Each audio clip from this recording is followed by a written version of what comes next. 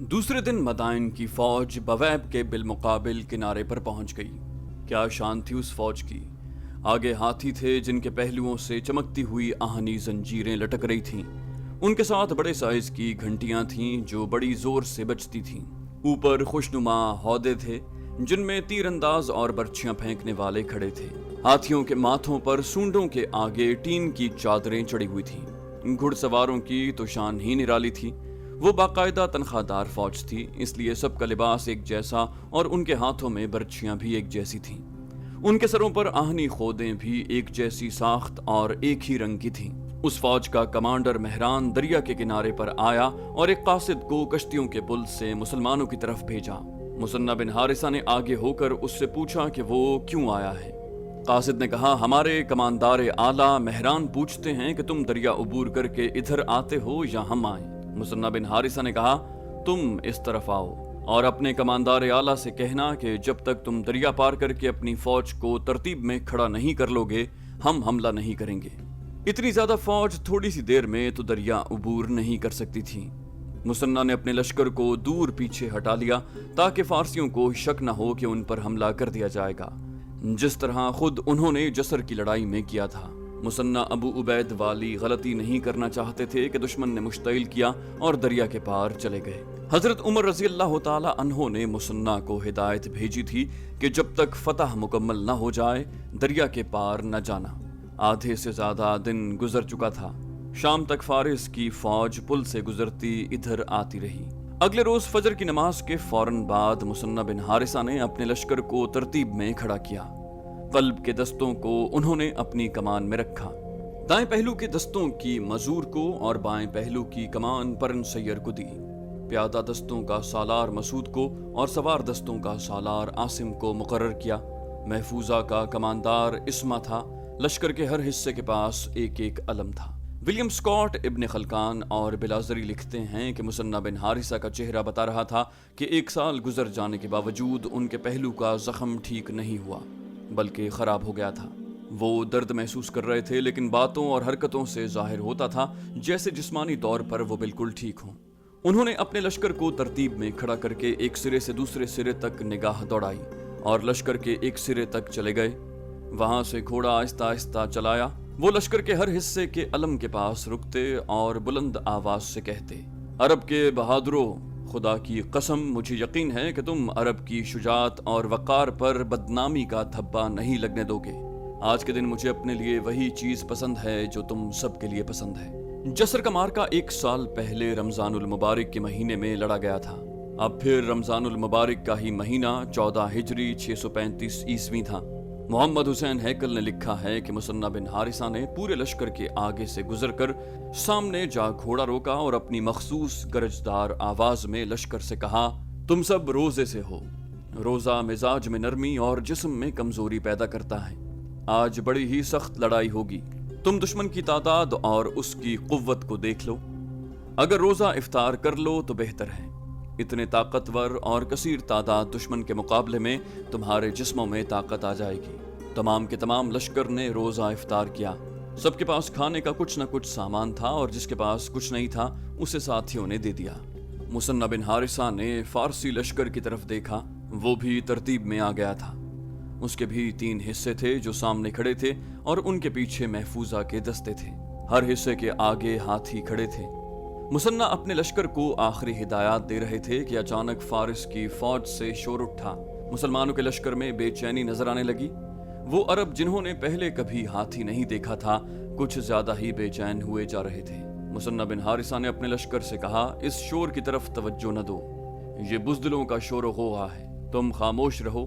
آپس میں بات کرنی ہو تو سرگوشی میں کرو۔ اسلام اور عرب کے محافظوں، ہاتھیوں سے نہ ڈرنا، ان کے ہودوں کی رسیاں کاٹ دینا، ان کی سونڈیں کاٹنے کی کوشش کرنا۔ فارس کی فوج کا قلب آہستہ آہستہ آگے بڑھ رہا تھا۔ مسلمانوں کے ہاں یہ رواج تھا کہ حملے سے پہلے سپاہ سالار 3 بار تکبیر کا نعرہ لگاتے۔ پہلے نعرے پر دستے تیار ہو جاتے، دوسرے نعرے پر وہ ہتھیار تان لیتے اور تیسرے نعرے پر حملہ کر دیتے۔ مثنہ نے فارسیوں کو آگے بڑھتے دیکھا تو نعرہ لگایا، اللہ اکبر۔ فارسی جرنیلوں کو مسلمانوں کا یہ طریقہ معلوم تھا کیونکہ وہ مسلمانوں سے کئی لڑائیاں لڑ چکے تھے۔ मुसन्ना ने अभी पहला नारा लगाया था जिस पर मुजाहिदीन तैयार हो गए थे। तीसरे नारे पर उन्होंने हमला करना था, लेकिन फारसियों ने पहले ही नारे पर मुसलमानों पर हमला कर दिया। हमला उनके कल्ब के दस्तों ने किया था। पहले बयान हो चुका है कि मुसलमानों के लश्कर में ज्यादातर लोग वो थे जिनमें जोश और जज्बा तो भरपूर था और वो बला के तेगजन और शहसवार थे, लेकिन मैदान जंग में एक कमांडर के तहत तरतीब और तंजीम से लड़ने का उन्हें तजुर्बा न था। हमला आवर फारसी अभी दूर थे। दोनों फौजों के दरमियान फासला ज्यादा था। मौरखों ने लिखा है कि बनु अजल के लोग जोश में आ गए और अपनी तरतीब तोड़कर फारसियों का हमला रोकने के लिए नारे लगाते हुए आगे चल दिए। अल्लामा शिबली नोमानी, बिलाजरी और तबरी के हवाले से लिखते हैं कि मुसन्ना बिन हारिसा ने यह हाल देखा तो परेशान हो गए।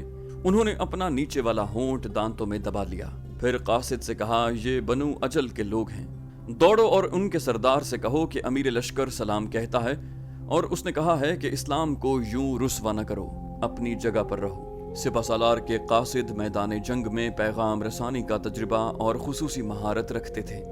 कासिद घोड़ा दौड़ाता बनु अजल के सरदार तक पहुंचा और उसे मुसन्ना का पैगाम दिया। सरदार ने अपने उन 1000-1500 आदमियों पर काबू पा लिया और उन्हें उस जगह ले गया जहां उन्हें तरतीब में खड़ा किया गया था। उसके साथ ही मुसन्ना बिन हारिसा ने दूसरी बार अल्लाहु अकबर का नारा लगाया। चूंकि फारसी हमला आवर दस्ते करीब आ गए थे, इसलिए मुसन्ना ने तीसरा नारा बगैर वक्फे के लगा दिया। मुजाहिदीन के वो जैश जिन्हें पहले हमले के लिए पहले ही बता दिया गया था, बड़े जोश खरोश और जज्बे से आगे बढ़े और फारसियों को रोक लिया। बड़ा ही घमसान का रन पड़ा। इन मुजाहिदीन में वो भी थे जो जसर के मैदान से भागकर अपने घरों में चले गए थे, और वो भी थे जो वो मारका लड़े और जिंदा वापस आ गए थे। उन सब में इंतकाम की आग भरी हुई थी। भगोड़ों को ये साबित करना था कि वो बुज़दिल नहीं। खतरा हाथियों का था जो आगे थे। जसर में जो मुजाहिदीन लड़े थे उन्होंने जसर वाला ही तरीका इख्तियार किया और हौदों की रस्सियां काटकर उनके सवारों को गिराकर हलाक और जख्मी करने लगे। इस कोशिश में कुछ हाथियों के नीचे भी गिरे और जख्मी या शहीद हुए। फारिस के हाथी फारसियों के लिए मुसीबत बन गए। इससे दूसरा फायदा ये हुआ कि अरब के जिन मुसलमानों ने पहली बार हाथी देखे थे और वो उनसे डर रहे थे, उनके दिलों से डर उतर गया और वो हाथियों पर टूट टूट पड़ने लगे। मुसन्ना बिन हारिसा ने देखा कि फारसियों के लश्कर की नफरी उनके अपने लश्कर से कई गुना ज्यादा है और सवार दस्ते तो बहुत ही ज्यादा हैं, तो उन्होंने फारसियों के कल्ब पर शदीद हमला करने का फैसला किया। उन्होंने 2 ईसाई सरदारों अनस बिन हिलाल नमरी और इब्ने मरवा अल फहर तगलबी को अपने पास बुला लिया। मुसन्ना बिन हारिसा ने उन दोनों से कहा, तुम मेरे हम मजहब नहीं हो, मगर ये लड़ाई अरब और अजम की है। खुदा की कसम तुम अरब की आन पर जाने कुर्बान करने से गुरेज न करो। अनस बिन हिलाल ने कहा, मजहब की बात न कर इब्ने हारिसा, अरब की बात कर और हमें कुछ बता। मुसन्ना ने कहा, मैं दुश्मन के कल्ब पर हमला कर रहा हूँ। उनका सालार आला मेहरान वही है।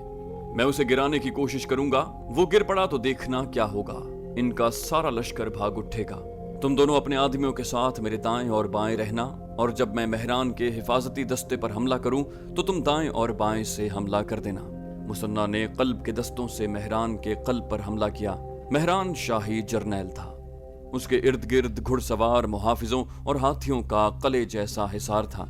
मेहरान को मारना और उसका परचम गिराना बज़ाहिर नामुमकिन था। मुसन्ना का हमला इतना शदीद और जज्बे से इतना भरपूर था कि मेहरान का हिफाजती हिसार न टूटा, लेकिन उस हिसार को मुसन्ना और उनके ईसाई साथी धकेलते हुए फारसियों के दाएं पहलू के अंदर ले गए। उससे फारसियों के दाएं पहलू की तरतीब टूट गई। किसी और फारसी जर्नैल ने देखा कि मुसलमानों ने मेहरान को बड़े खतरनाक घेरे में ले लिया, तो उसने कल्ब के दस्तों से मुसलमानों पर हमला कर दिया। दोनों फौजों के कल्ब का तसादुम हौलनाक था। तारीख नवीस विलियम स्कॉट और कुछ हवालों से मोहम्मद हुसैन हैकल लिखते हैं कि हाथियों और घोड़ों ने इतनी गर्द उड़ाई कि फरीकैन को भी पता न चला कि कौन कहाँ है और लड़ाई में किसको बालादस्ती हासिल रही है। मुसन्ना ने अपने तजुर्बे की बिना पर अपने दस्तों को पीछे हटाना शुरू कर दिया। उन्होंने देखा कि फारसियों का दायां पहलू बेतरतीब हो गया है और उनका कल्ब असर नौ यकजा हो रहा है। मुसन्ना ने फारसियों के दोनों पहलुओं पर हमला करवा दिया। जख्मी हाथी जिनके हौदे गिर पड़े थे वो महावतों के बगैर अपनी ही फौज को कुचलते फिर रहे थे। मौरखों ने लिखा है कि मुसन्ना बिन हारिसा की बुलंद आवाज बार बार सुनाई देती थी, इस्लाम के जांबाजो तुम अल्लाह की मदद करो, अल्लाह तुम्हारी मदद करेगा।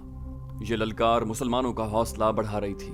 فارسیوں کا دایاں پہلو جو پہلے ہی بے ترتیب تھا ایسا اکھڑا کہ اس کے سپاہی کشتیوں کے پل سے بھاگنے لگے۔ اس پہلو کو مسلمانوں نے ایسی شدت سے پیچھے کو دھکیلا کہ دریا تک لے گئے۔ فارسیوں نے دریا میں کودنا شروع کر دیا۔ مثنہ بن حارثہ نے اپنے محفوظہ کے سواروں کو اس حکم سے دوڑا دیا کہ پل کا راستہ روک لو اور کسی فارسی کو بھاگنے نہ دو اور کسی کو زندہ نہ پکڑنا، سب کو ختم کر دو اور جو دریا میں کود رہے ہیں انہیں تیروں سے ختم کرو۔ لڑائیوں میں ایسا ہی ہوتا تھا کہ فوج کے کسی ایک دستے میں بھگدڑ مچ جاتی تو اس کا اثر ساری فوج پر ہوتا۔ فارسیوں کے ساتھ بھی ایسا ہی ہوا۔ ایک پہلو کے دستے بھاگنے لگے تو دوسرے دستوں کے بھی حوصلے پست ہونے لگے، لیکن ان کا کمانڈر مہران ابھی زندہ تھا، اس کا پرچم بھی بلند تھا، وہ تابڑ توڑ حملے کر رہا تھا۔ مثنہ بن حارثہ نے اپنے تمام لشکر کو پیچھے ہٹا لیا اور بڑی تیزی سے اسے ترتیب میں کیا۔ مسلمانوں نے دیکھا کہ فارسیوں کے تمام ہاتھی زخمی ہو کر ادھر ادھر بھاگ دوڑ رہے ہیں اور اپنی فوج کو ترتیب میں نہیں آنے دے رہے۔ پھر مسلمانوں نے دیکھا کہ میدان جنگ فارسیوں کی لاشوں سے اٹ گیا ہے تو ان کی تھکن ختم ہو گئی اور لڑنے کے جذبے میں نئی تازگی آ گئی۔ ادھر پل کے سامنے تو فارسیوں کی لاشوں کے انبار لگ گئے تھے۔ دریا میں کودنے والے فارسی مسلمانوں کے تیر کھا کر یا تیرنا نہ جاننے کی وجہ سے ڈوب گئے تھے۔ مثنہ کو فتح کے آثار نظر آنے لگے تھے، لیکن فارسیوں کی تعداد ابھی زیادہ تھی۔ مثنہ نے یہ بھانپ لیا تھا کہ فارسیوں میں بددلی پیدا ہو گئی ہے اور وہ صرف اس لیے میدان میں موجود ہیں کہ ان کا سب سے بڑا کمانڈر مہران موجود ہے اور اس کا پرچم ابھی بلند ہے۔ مثنہ نے ایک اور نعرہ لگایا، اپنا پرچم بلند رکھو، اللہ تمہیں بلند رکھے گا۔ مثنہ نے اب جو حملہ کروایا وہ بے حد زوردار تھا۔ فارسی اب ہاتھیوں کی حفاظتی دیوار سے محروم ہو گئے تھے۔ فارسیوں نے جم کر مقابلہ کیا۔ مورخ لکھتے ہیں کہ مسلمانوں نے بہادری اور جانبازی کے جتنے جوہر اس جنگ میں دکھائے ہیں وہ کسی اور جنگ میں نہیں دکھائے۔ مثنہ بن حارثہ نے اتنے زیادہ پھیلے ہوئے میدان جنگ میں قیادت بھی کی اور سپاہیوں کی طرح لڑے بھی۔ مثنہ بن حارثہ بنو بکر بن وائل میں سے تھے۔ ان کے بھائی مسعود بن حارثہ مثنہ کے ماتحت سالار تھے اور اپنے قبیلے کے سردار بھی تھے۔ مسعود نے اپنے قبیلے کے مجاہدین سے کہا تھا، اگر تم مجھے زخمی ہو کر گرتا دیکھو تو اپنا ہاتھ نہ روکنا۔ لڑائی میں لشکر پیچھے ہٹ کر بھی پلٹتا اور آگے بڑھتا ہے، اپنی جگہ پر ثابت قدم رہنا اور اپنے دشمن کا حق ادا کرنا۔ یہ الفاظ جو تاریخ کے دامن میں موجود ہیں اپنے قبیلے کے مجاہدین سے کہنے کے کچھ دیر بعد مثنہ بن حارثہ نے حملے کا حکم دیا تو ان کے بھائی مسعود بن حارثہ فارسیوں کی صفوں میں جا داخل ہوئے۔ ان کے قبیلے کے مجاہدین نے بعد میں بتایا کہ مسعود جس عتاب سے لڑ رہے تھے اس سے ان کے اپنے مجاہدین ڈر گئے تھے۔ ان کی تلوار جدھر گھومتی تھی ادھر فارسی گرتے نظر آتے۔ آخر انہیں ایک ہی بار دو ایسے گہرے زخم آ گئے تھے کہ وہ گھوڑے سے گرنے لگے۔ انہوں نے اپنے آپ کو سنبھال لیا اور بڑی ہی بلند آواز سے کہا، اے فرزندان بنو بکر بن وائل، اپنا پرچم بلند رکھو، اللہ تمہیں بلند رکھے گا۔ خبردار میری موت سے ہراساں اور بے دل نہ ہو جانا۔ یہ کہہ کر مسعود گھوڑے کو پیچھے لائے اور گھوڑے سے نیچے آ پڑے۔ مثنہ نے دیکھ لیا، فوراً پہنچے، گھوڑے سے اترے اور اپنے بھائی کو اٹھا کر پیچھے ایک جگہ لٹا دیا۔ مسعود شہید ہو چکے تھے۔ مثنہ اپنے گھوڑے کی طرف دوڑے، اچھل کر گھوڑے پر سوار ہوئے اور گلا پھاڑ کر اپنی مخصوص گرجدار آواز میں اعلان کیا، بنو بکر بن وائل کے مجاہدو، میرا بھائی مارا گیا تو کوئی غم نہیں، غیرت مند اسی طرح جانے دیا کرتے ہیں، دیکھو تمہارا پرچم نہ جھکے۔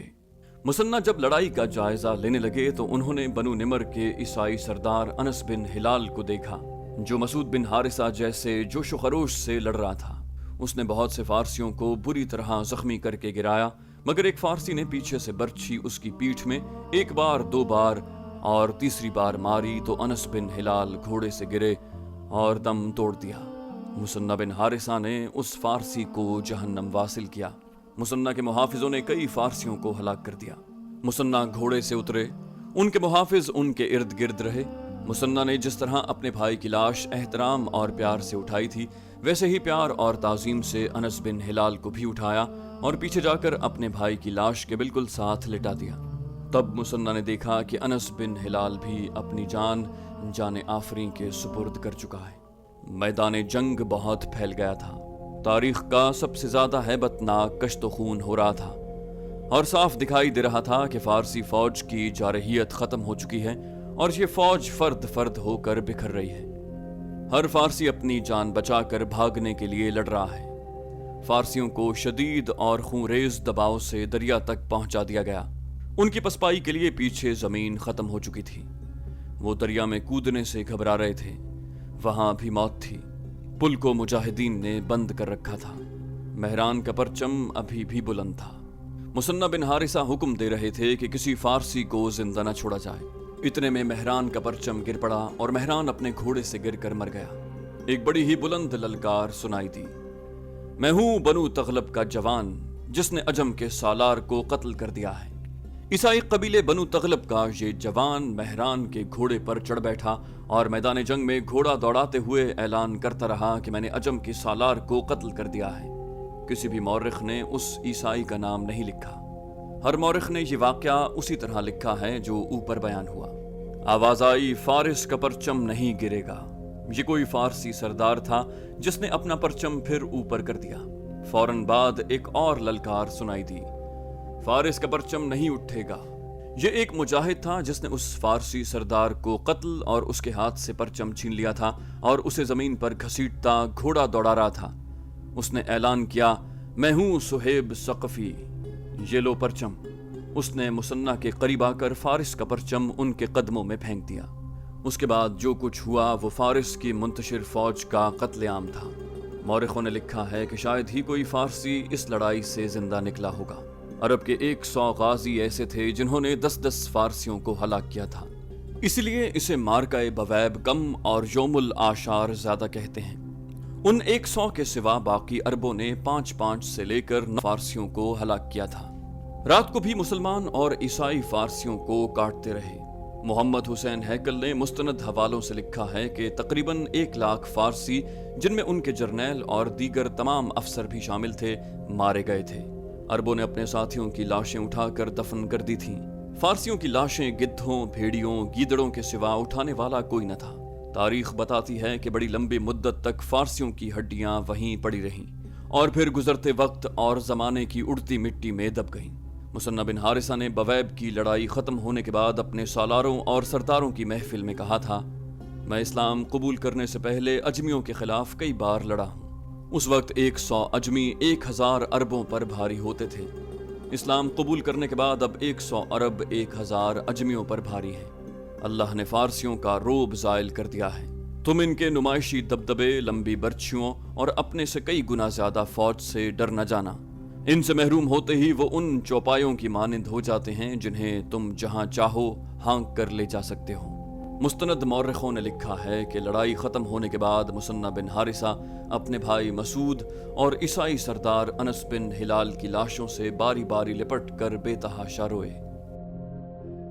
तो दोस्तों, आपको हमारी नई सीरीज किसरा में खुशामदीद कहते हैं। ये सीरीज रसूल अकरम सल्लल्लाहु अलैहि वसल्लम की वफात के बाद मुजाहिदीन इस्लाम के हाथों किसरा फारिस की तबाही की दास्तान है। उम्मीद करते हैं आपको ये कहानी पसंद आएगी और आपकी मालूमात में इजाफा करेगी। आपसे गुजारिश है कि इस वीडियो को लाइक कीजिए ताकि ये ज्यादा से ज्यादा लोगों तक पहुंच सके और खुद भी इसे शेयर करके ज्यादा लोगों तक पहुंचाइए। अल्लाह ताला से दुआ है कि हमारी इस काविश को कबूल फरमाए। इंशाअल्लाह अगली किस्त में आपसे फिर मुलाकात होगी। तब तक के लिए अल्लाह हाफिज।